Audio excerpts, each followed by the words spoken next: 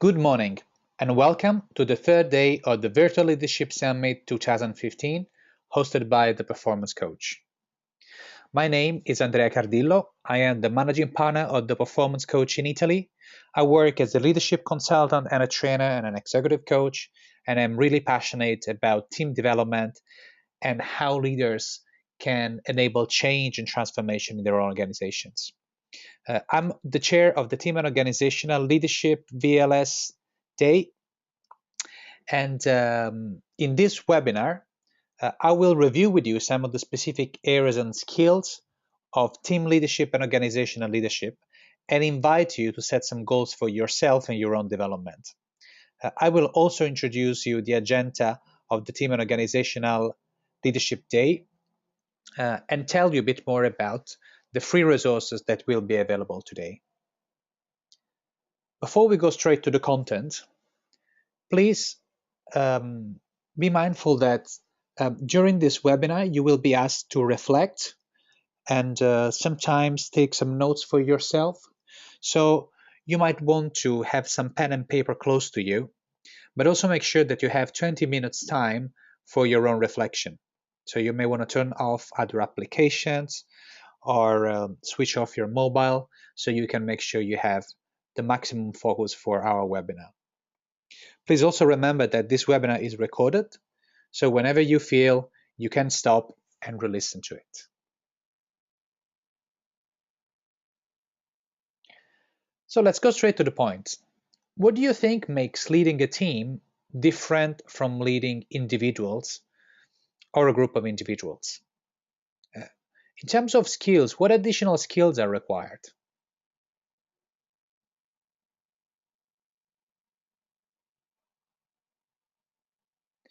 And as we transition from leading a single team to leading multiple teams in our organization or an entire organization, what additional skills do you think are required? What I would like to do with you is to invite you to reflect on some of these clusters of skills. And as we go through them, my invitation is for you to take notes about the skills where you feel you're particularly strong or the ones where you feel you could further develop. Please also consider that to lead a team or effectively lead an organization, you need to have developed a certain level of personal leadership and relational leadership. So this is the base, and we will be exploring in greater depth what are some of the additional skills that you will need in order to effectively lead team and organizations. The third cluster is about how you build your team and how you facilitate your team and the meetings of your team. This is usually one of the key topics, as the time for team interaction is usually limited, and you need to make sure that in that time the team can deliver the outcomes that the team is expected to deliver. In order to do so, you also need to have a certain understanding of team dynamics, but also the stages of the team development. What is the maturity of the team? This will give you more insights about how you can productively manage potential conflicts in a team and how you can build an environment of trust where these conflicts can be effectively processed, or actually where these conflicts can become not a source of interference, but much more a source for creativity and innovation in your team. Another area is focusing on delivery as well as processes and learning. It is one of the typical topics of leading a team, the capacity to invite the team not only to stay on task, but also to reflect about how the team is going in its relationship, in its way of communicating, in the processes which are agreed within the team, and what you can learn about what you are doing in order to be even more effectively in the way you work together. As you do so, you usually create also higher alignment between individual, team, and organizational values, which becomes particularly important when you are not managing, and often happens today, physical teams, so teams that can meet every day, but virtual teams. Maybe teams that do not meet physically, but they just meet on the internet or through telephone. So how can you build an effective team, and how you can enable them to strengthen their relationship in order to make sure that they work in a very effective way? A second cluster of competences is about how you develop the performance of your team.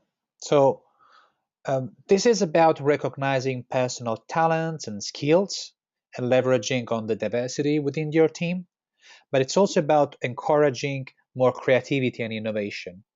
It's about how you inspire and motivate people and how you keep everyone engaged, even when the game is tough, even when the pressure is very high.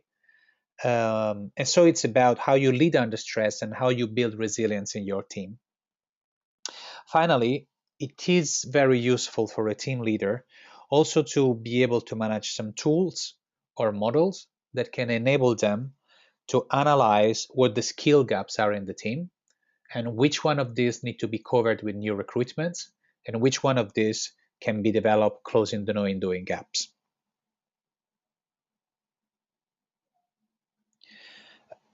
More and more often, one of the big topics, and this is a bit across leading team and leading organization, is how you facilitate your team to effectively work in a time of change or to effectively work in a time of crisis. How you can set direction, how you can engage people during moments which are typically very stressful organizationally. One of the things that we've been experiencing working very effectively is using an appreciative approach. So enabling teams and organizations to recognize their current strengths and build on those to plan their further development.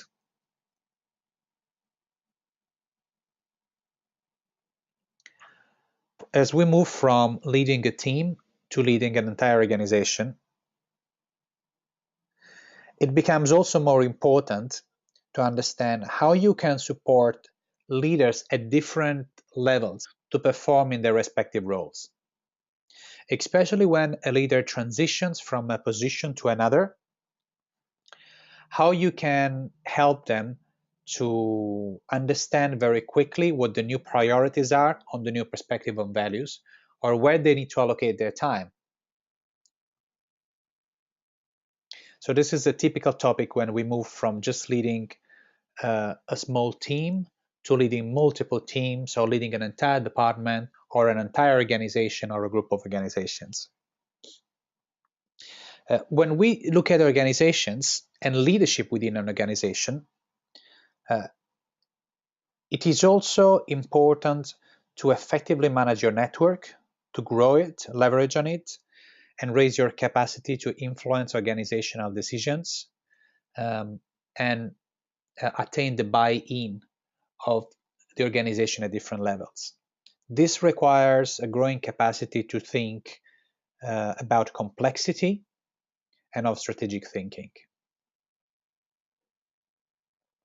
And as we speak about the complexity of an organization, one of the key skills of an organizational leader is how you can understand the dynamics which an organization creates, how you can map the different stakeholders and how you can effectively manage them, how you can work with both the human and the non-human elements of an organization. For example, the human side being the individual beliefs, the values, or the organizational culture and values, and the non-human side being more the business structure, the system, the flow charts, the performance management system. So the topic here is really how you can create a higher alignment between all these different elements and parts which are interacting in your organizational system. So, as we've been speaking about several of these clusters of skills, and you've been taking notes on which one of these skills you feel you are more confident as a leader?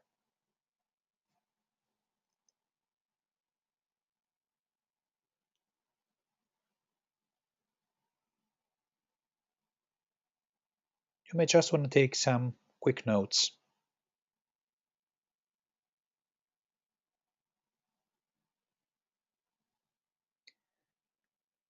And as you reflect on this, you may also want to think about some of the evidences of you being very effective in these areas. Or you may want to think about the areas where you really like to express yourself or where you feel that you're capable to express yourself at best.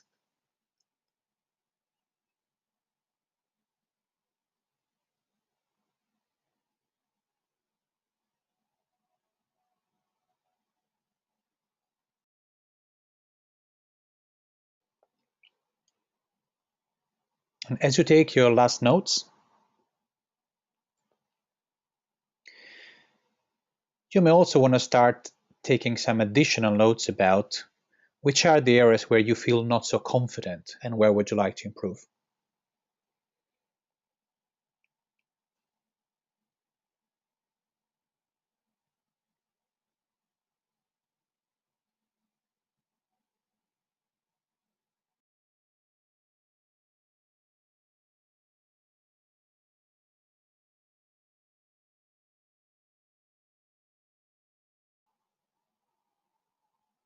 And what would be the benefits of you improving in those areas? How your team will benefit of it, or your organization, your clients.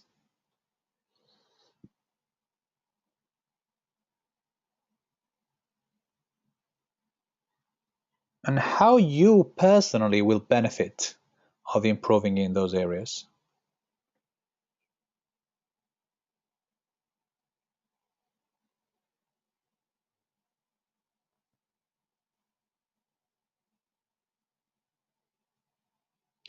And in order to improve in those areas, what would be really useful for you to learn?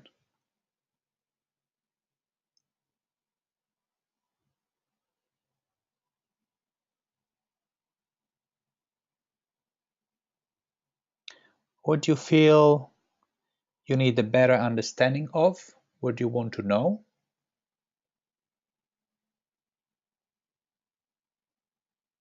But also, what do you want to be more capable of doing? What skills you want to develop?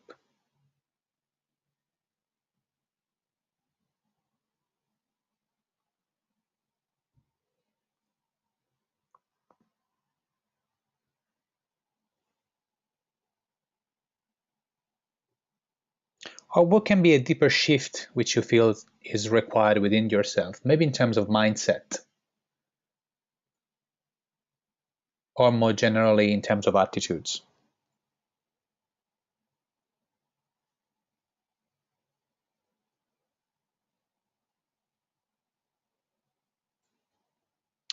And with the hope that this can provide you with some more food for thoughts, but also stimulate your appetite about what's going to happen in this third day of the Virtual Leadership Summit, I'd like to start introducing you some of the free resources which will be soon available.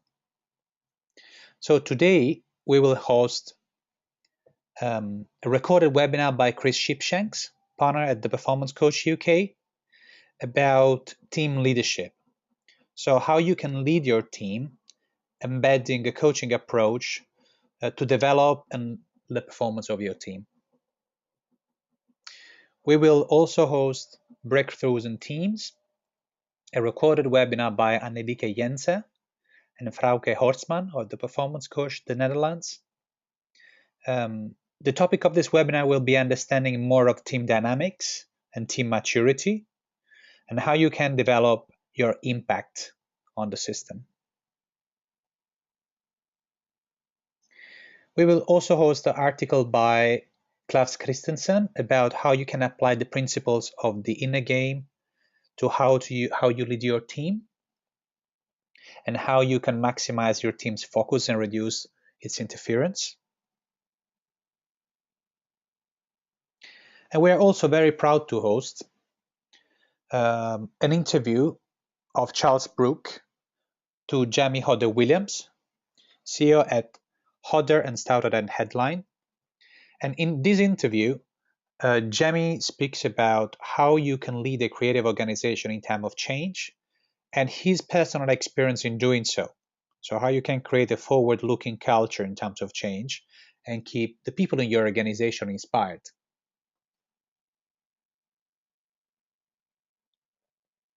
You will also find a short article of mine about how you can leverage on diversity in your team, especially personality diversities, and also a little introduction to a tool that you can use to facilitate a more creative problem-solving approach. And finally, we will host an article by Mihaela Leocadia Harțescu, psychologist and executive coach, about how leaders can deal with the challenges of complexity and how can they deal with an increasingly volatile, uncertain, complex, and ambiguous business context.